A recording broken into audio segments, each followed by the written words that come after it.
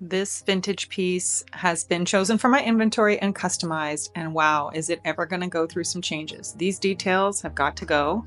It looks like there's a space there, so I'm hopeful that they'll come right off. So the first thing I get started with is a putty knife and a mallet.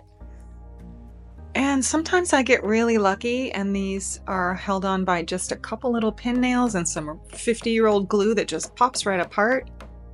And that's not the case. No.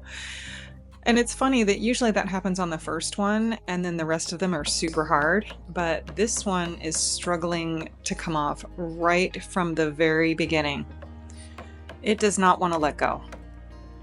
And I'm determined because my client really wants these off of here. I know that I can make this work. It's just, what is this going to look like when I get this ripped off of here?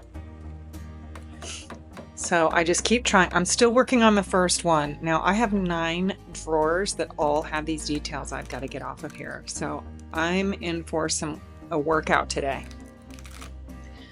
Okay, it looks promising, and then I realize it's attached to the actual drawer trim on the edge, and it's taking it with it. So I've got to separate those two.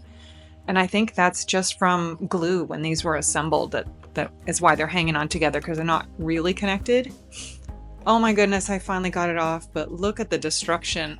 Holy cow. 2 little nails and a ton of glue that was not letting go.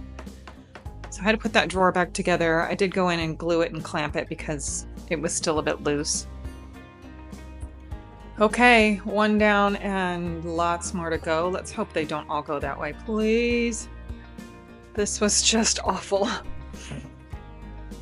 Okay, same drawer, side number 2. Please come off easier, please come off easier, please come off easier. Oh. So I struggle with this one too. Again, remember that there's 2 on every drawer, so I'm 1 down, 17 to go. This one's actually moving a bit more than the other one was.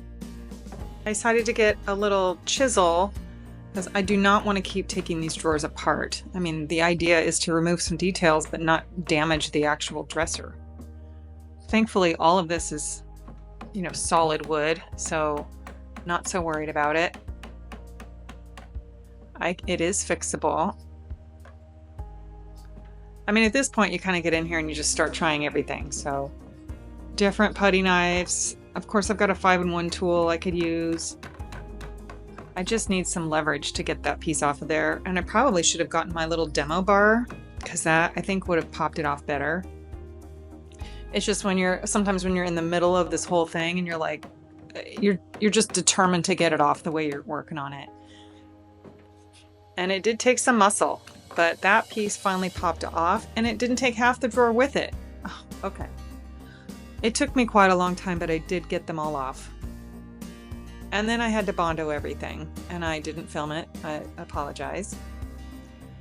And after some sanding, you can see the destruction there. These areas are still just jammed with Bondo. I took my Carbide Scraper to get down to that edge. That was a great fix. I'm in the middle of it all, and I forgot to film it.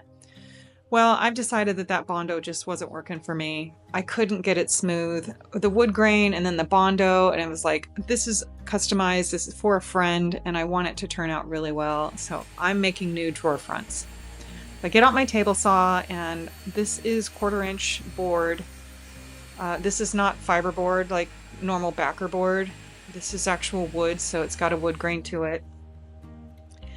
And I've cut one piece out of the fiberboard just to use as a template, so you can see I've got it sitting on top of my wood there, just so I can figure out where to put the fence.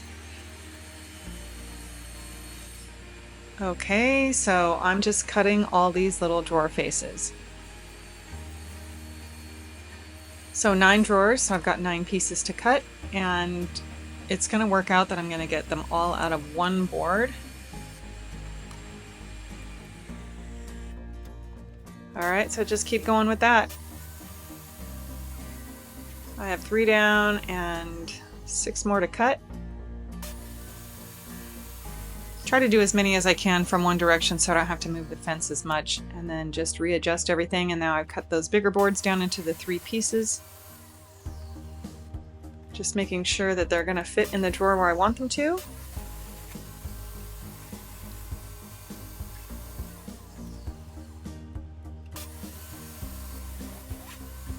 I don't love using the table saw. It's kind of scary for me. I have my sunglasses on, but I'm like squinting every time I have to cut something. But I get it done. I get it done. Okay, these little panels are going to go right over all the damage. And I just have to caulk around the edges. I have to glue them down, obviously.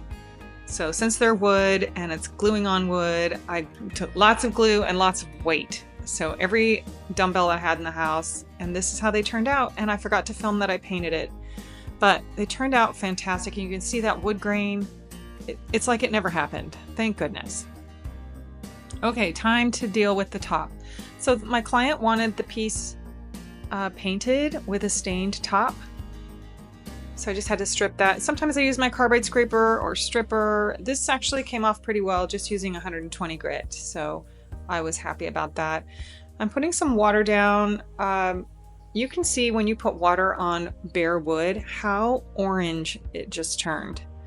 So if you are like, I really want just a natural look, well, a paint wash is how you get that. And you can do, you know, a thick paint wash if you want that really whitewashed look, or you can really thin the paint down so it's really watery and just use it as a light toner. And it will really help to keep that wood from turning orange, because as soon as you put Topcoat on there, which is normally a water-based type thing, it will turn orange again. So it's just the way the wood reacts, the tannins in it. Okay, so I think this is mixed like 6 to 1, 6 parts water, 1 part paint.